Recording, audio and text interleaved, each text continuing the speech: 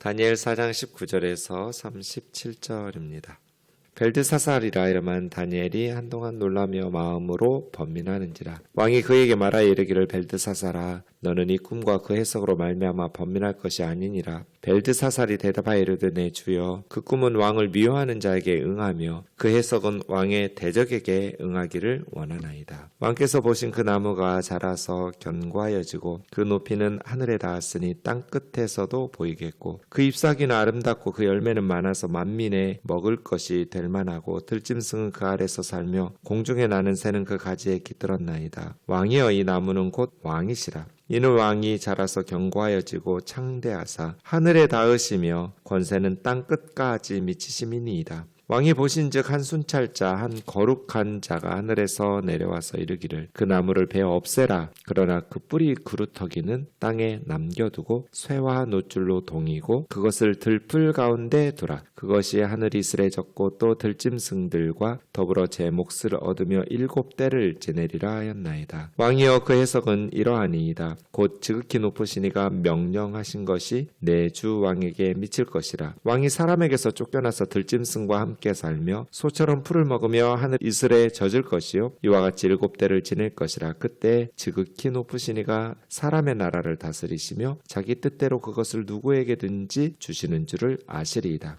또 그들이 그 나무 뿌리에 그루터기를 남겨두라 하셨은즉 하나님이 다스리시는 줄을 왕이 깨달은 후에야 왕의 나라가 견고하리이다. 그런즉 왕이여, 내가 아뢰는 것을 받으시고 공의를 행함으로 죄를 사하고 가난한 자를 긍휼히 여김으로 죄악을 사하소서. 그리하시면 왕의 평안함이 혹시 장구하리이다 하니라. 이 모든 일이 나 느부갓네살 왕에게 임하였느니라. 12달이 지난 후에 내가 바벨론 왕궁 지붕에서 거닐 때 나 왕이 말하여 이르되, 이 큰 바벨론은 내가 능력과 권세로 건설하여 나의 도성으로 삼고 이것으로 내 위엄의 영광을 나타낸 것이 아니냐 하였더니, 이 말이 아직도 나 왕의 입에 있을 때 하늘에서 소리가 내려 이르되, 느부갓네살 왕아, 내게 말하노니 나라의 왕위가 내게서 떠났느니라. 내가 사람에게서 쫓겨나서 들짐승과 함께 살면서 소처럼 풀을 먹을 것이요 이와 같이 7대를 지내서 지극히 높으시니가 사람의 나라를 다스리시며 자기의 뜻대로 그것을 누구에게든지 주시는 줄을 알기까지 이르리라 하더라. 바로 그때 이 일이 나 느부갓네살에게 응함으로 내가 사람에게서 쫓겨나서 소처럼 풀을 먹으며 몸이 하늘 이슬에 젖고 머리털이 독수리 털과 같이 자랐고 손톱은 새 발톱과 같이 되었더라. 그 기한이 참에 나 느부갓네살이 하늘을 우러러보았더니 내 총명이 다시 내게로 돌아온지라. 이에 내가 지극히 높으신 이에게 감사하며 영생하시는 이를 찬양하고 경배하였나니 그 권세는 영원한 권세요 그 나라는 대대에 이르리로다. 땅의 모든 사람들을 없는 것 같이 여기시며 하늘의 군대에게든지 땅의 사람에게든지 그는 자기 뜻대로 행하시나니 그의 손을 금하든지 혹시 이르기를 내가 무엇을 하느냐고 할 자가 아무도 없도다. 그때에 내 총명이 내게로 돌아왔고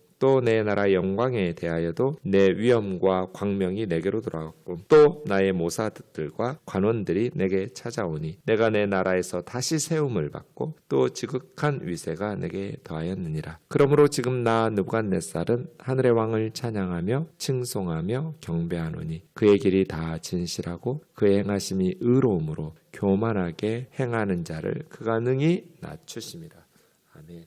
어제 말씀드린 것처럼 다니엘 4장은 세 부분으로 이루어져 있는데 느부갓네살이 두 번째 꿈을 꿉니다. 이때는 이제 전쟁이 끝나고 나라가 평안하고 느부갓네살이 왕궁에서 편히 지낼 때 한 30여 년쯤으로 성경학자들이 추정합니다. 이렇게 한 30년쯤 그것도 매우 성공적인 정복전쟁을 통해서 나라를 거의 느부갓네살이 바벨론 제국의 전부라고 말할 수 있다고 제가 말씀드렸잖아요. 43년 동안 통치한 이 느부갓네살. 그쯤 되면 정말 겸손하기가 쉽지 않죠.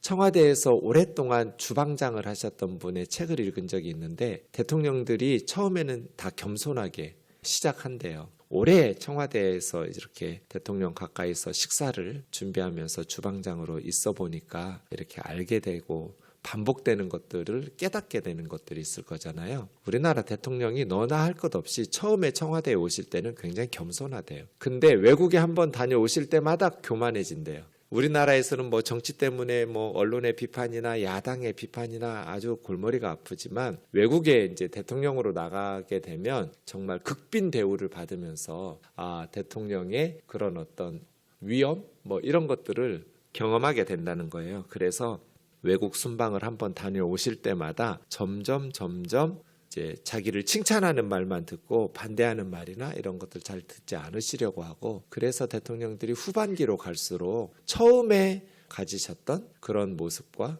이렇게 많이 달라지더라. 뭐 그분의 말이 다 맞는 건 아니고 모든 대통령이 뭐 다 똑같은 건 아니고 정도의 차이가 있겠지만, 권력이라는 것이 안정적으로 유지되고 느부갓네살처럼 더더군다나 많은 공을 세워서 뭐 자수성가한 사람들, 제가 어제도 말씀드렸지만 목회자들도 개척해서 교회가 대형 교회가 되면 겸손한 사람 참 찾기 어렵다. 그거 기적이다. 진짜 하나님의 은혜고, 그런데 그 은혜 안에서 겸손하게 다윗 같은 사람도 왕이 되니까 교만해져 가지고 무너지고 넘어지고 다 그렇게 타락하고 하잖아요. 그래서 우리가 참 인간이라는 것이 다 알면서도 얼마나 많이 설교하겠어요. 그리고 얼마나 많이 성경 밖에서도 교만하면 망한다, 교만은 패망의 선봉이라는 말을 얼마나 많이 설교하고 안 믿는 세상 사람들도 많이 책에서 글로 쓰면서 그리고 읽으면서 귀로 듣고 입으로 말하고 그러잖아요. 그럼에도 불구하고 자수성가한 사람들이 겸손한 건 정말 찾아보기가 어렵거든요.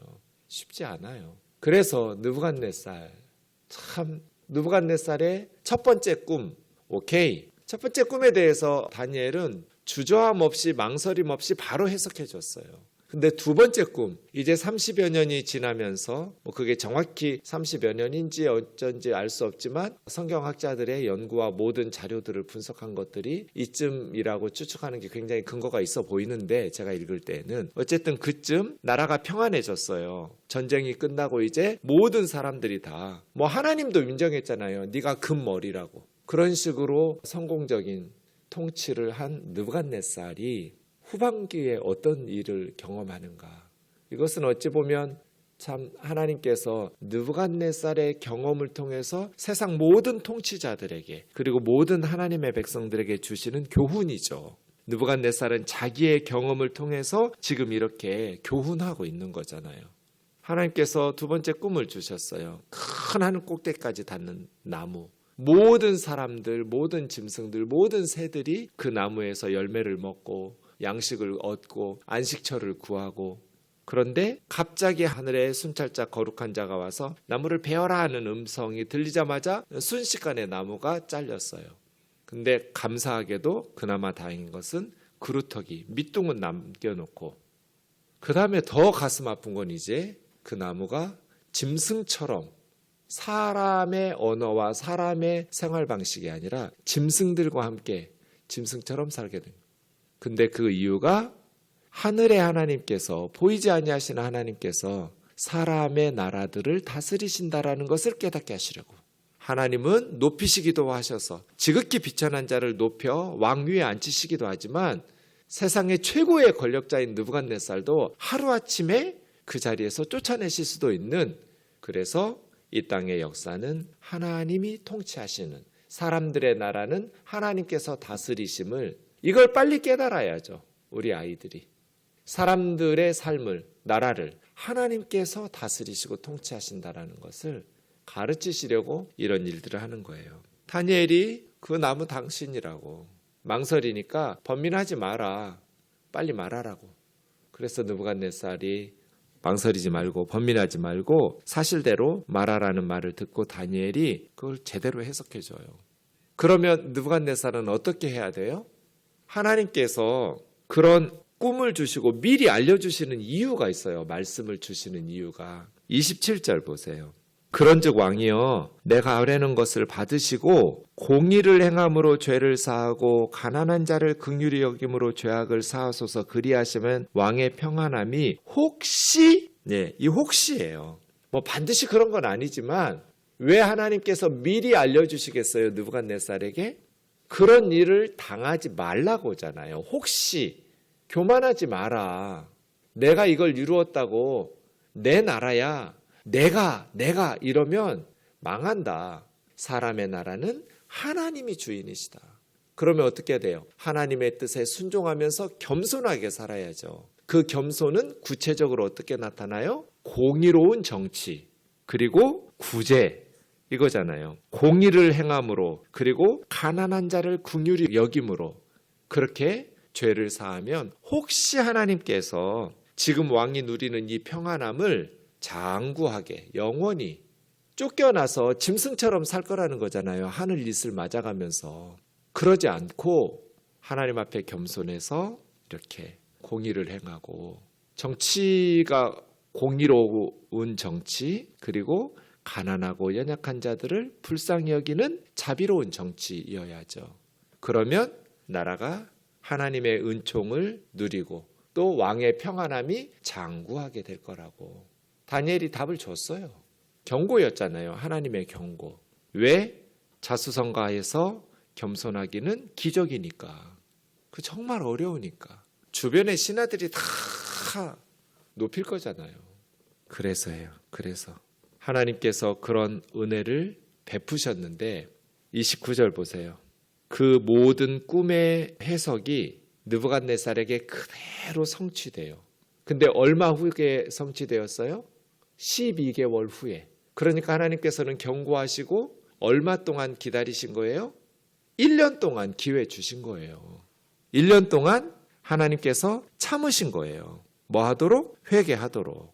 근데 느부갓네살이 겸손해지지를 못한 거예요. 계속해서 교만하게. 그래서 29절 왕궁 지붕에서 옥상에서 이제 바벨론의 정경을 보면서 마음이 교만해진 거예요. 느부갓네살이 죽은 후에 한 100여 년쯤 지나서 그리스 역사가 헤로도투스라는 사람이 글을 썼어요. 이 사람이 바벨론을 여행하고 여행기를 썼는데 이 헤로도투스의 책에 보면 정말 할 말을 잃었다고 그랬어요. 바벨론을 보고서 너무나 화려하고 아름다워서 느부갓네살이 세웠던 이 바벨론이 너무너무 화려하고 멋있어서 역사가 헤로도투스는 할 말을 잃었다, 그렇게 기록해놨어요. 알렉산더도 이 바벨론 제국의 수도였던 바벨론이라는 도시를 그리스 제국의 수도로 삼으려고 했었어요. 그렇게 멋있었어요. 왕궁 위에서 자기가 건설한 이 바벨론 제국을 보면서 느부갓네살이 어떤 마음이 들었냐면 30절 이 큰 바벨론은 내가 나의 능력과 나의 권세로 건설하여 나의 도성으로 삼고 나의 수도로 삼고 이것으로 나의 위엄의 영광을 나타낸 것이 아니냐? 이게 뭐예요? 무너진 거죠. 하나님께서 12달 전에 경고하셨던 것. 뭐 나무가 하늘에 닿으니까요. 많은 백성들이 자기 나무 아래서 양식을 얻고 짐승들과 새들도 보금자리를 얻고, 그러한 제국을 건설한 느부갓네살이 왕궁에서 자기가 이룬 업적들을 보면서 이런 교만한 마음을, 그게 뭐였어요? 사람들의 나라를 하나님이 다스리시는 줄 알게 하려고 이 꿈꾸게 하셨다는 걸 잊어버린 거잖아요. 교만해진 거잖아요. 그랬더니 32절 이 말이 아직도 나 왕 느부갓네살 입에 있을 때 하늘에서 소리가 들리더라. 느부갓네살 왕아, 너에게 말하노니 나라의 왕위가 내게서 떠났느니라. 그러자마자 어떻게 되었어요? 내가 사람에게서 쫓겨나서 들짐승과 함께 살면서 소처럼 풀을 먹고 7대 진에서 지극히 높으시니가 사람 나라를 다스리면 자기 뜻대로 그것을 누구에게든지 주시는지 알기까지 이르리라 하더니 느부갓네살에게 응함으로 내가 사람에게 쫓겨나서 소처럼 풀을 먹고 몸이 하늘 이슬해졌고 머리털이 독수리 털 같고 손톱이 새발톱같이 되었다. 뭐 한 거예요? 정신병 걸린 거예요. 미친 거예요. 사람의 말과 사람의 문화를 누리면서 사는 것이 아니라 그냥 자기가 짐승인 줄 아는 거예요. 그래서 소하고 어울리면서 사면서 소같이 먹고 새처럼 사는 거예요. 사람인 줄을 모른 거예요. 느부갓네살이. 자기 스스로가 미친 거죠. 자기 자신을 신격화시키고 그 엄청난 크기의 금신상을 만들더니 이제는 짐승이 돼버렸어요. 하나님의 경고를 기억하지 못한 거죠. 다니엘의 충언을 기억하지 못한 거예요. 그래서 짐승과 함께 광야에서 지나는데 나무가 베인 거죠. 근데 다행스러운 건 그루터기가 남아 있었다고 그랬잖아요. 하나님께서 은혜를 베푸신 거죠. 완전히 죽이시거나 완전히 그렇게 끝내지는 않으신, 그루터기는 희망이잖아요. 34절, 기한이 참에 나드부갓네살이 하늘을 우러러 보았더니, 이건 뭔 말이에요? 하나님 앞에서 자기 교만을 회개하고 하나님 앞에 부르짖은 거죠. 자신의 어리석은 교만을 자복하고 회개하면서 하나님 앞에서 항복한 거예요. 하나님의 주권, 하나님이 사람들의 나라를 다스리신다라는 것을 인정하고 하나님 앞에 겸손해졌어요. 그랬더니 다시 내 총명이 내게로 돌아왔고 나라 영광도 돌아왔고 모사들 관원들이 찾아와서 다시 나라를 다스리게 됐어요. 37절이요. 그러므로 지금 나드부갓네살은 하늘의 왕을 찬양하며 칭송하며 경배하노니 그의 일이 다 진실하고 그의 행하심이 의로움으로 교만하게 행하는 자를 그가 능히 낮추심이라. 나드부갓네살은 자신의 경험을 통해서 교만하지 말라고 교훈하고 있는 거잖아요. 그렇죠? 그럼에도 불구하고 세상의 모든 통치자들이 하나님 앞에 겸손할 줄을 모르고 교만하다가 망하죠. 하나님은 교만한 자는 낮추시고 겸손한 자는 높이시는 분이라고 권면하고 있는 겁니다. 그럼 바벨론의 포로로 끌려왔던 다니엘과 같이 벌써 30여 년이 지났어요. 바벨론 포로지의 이스라엘 백성들은 이 글을 어떻게, 이 사건을 어떻게 읽었을까요? 비록 우리가 지금 나라가 망해서 바벨론의 포로로 노예로 끌려와 있지만 우리가 섬기는 이스라엘의 하나님이 무능해서 여기에 온 거 아니다. 우리의 죄 때문에 하나님께서 바벨론 군대를 사용하셔서 우리의 죄를 심판하신 거다. 그럼 어떻게 하면 돼요? 하나님 앞에 느부갓네살 왕처럼 우리 이스라엘도 겸손하게 회개하고 하늘을 우러러 보면 우리는 역사가 회복되고 하나님의 나라가 회복되고 하나님의 말씀이 예레미야 선지자 통해서 주어진 것처럼 다시 70년 되면 돌아간다. 기한이 차면 뭐 하면 돼요? 하나님 앞에 겸손하게 우리의 죄와 교만을 회개하고 하늘을 우러러 보면 돼요. 그럼 이제 다니엘 때로부터 2300년 지난 2500년 지난 우리들은 어떻게 이 말씀을 읽어야겠어요? 동일하죠. 인간의 나라는 누가 다스려요? 윤석열이 다스리는 거 아니에요. 교만하면 망해요. 바이든이나 시진핑이나 푸틴이 다스리는 거 아니에요. 슐츠가 다스리는 게 아니라고요. 사람들의 나라는 우리 하나님이 다스리신다. 교만하면 망한다. 그래서 우리 대통령이 항상 겸손하도록 우리 국가 지도자들이 지도자가 망하면 백성 전체가 고통을 받을 테니까 항상 하나님 앞에서 겸손하도록 기도해야죠. 교회도 마찬가지, 직장, 회사도 마찬가지. 하나님께서는 다 듣고 계셔요.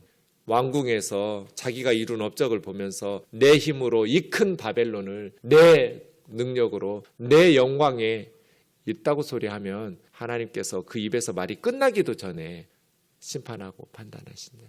하나님은 오래 참으세요. 12달 참으셨어요. 하지만 영원히 참진 않으세요.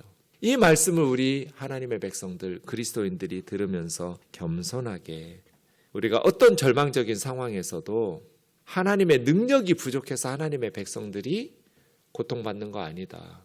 하나를 우러러 봐라. 우리의 시선을 하나님에게 딱 고정시켜 놓고 역경과 시련 속에서 하나님의 능력을 구하고 하나님의 은혜를 구하면서 살아갈 것을 오늘 말씀 우리에게 권면하고 있습니다. 하나님은 의로우시고 하나님은 교만한 자를 꺾으시는 분이에요. 기도하겠습니다. 사랑하는 하나님 아버지, 느부갓네살은 교만해도 전혀 이상하지 않을 만큼 엄청난 업적을 이룬 왕입니다. 그럼에도 불구하고 그가 교만할 때 하나님께서는 그를 짐승처럼 낮추셨습니다. 자비로우신 주님, 세계를 호령하던 이 제국의 왕의 경험을 통한 교훈을 말씀에 기록하신 이유는 우리로 하나님 앞에서 겸손하게 살게 하려 하심인 줄 믿습니다. 교만하면 멸망이 따라온다 하였사오니 늘 하나님 앞에서 겸손하게 살아갈 수 있도록 도와주옵소서. 어려움과 시련을 당할 때 하늘을 우러러 보게 하여 주옵소서. 사람 의지하지 말고 세상 신뢰하지 말고 하나님 우러러보면서 하나님 한 분 붙잡고 믿음으로 승리하게 하옵소서. 예수님의 거룩하신 이름으로 기도하옵나이다. 아멘.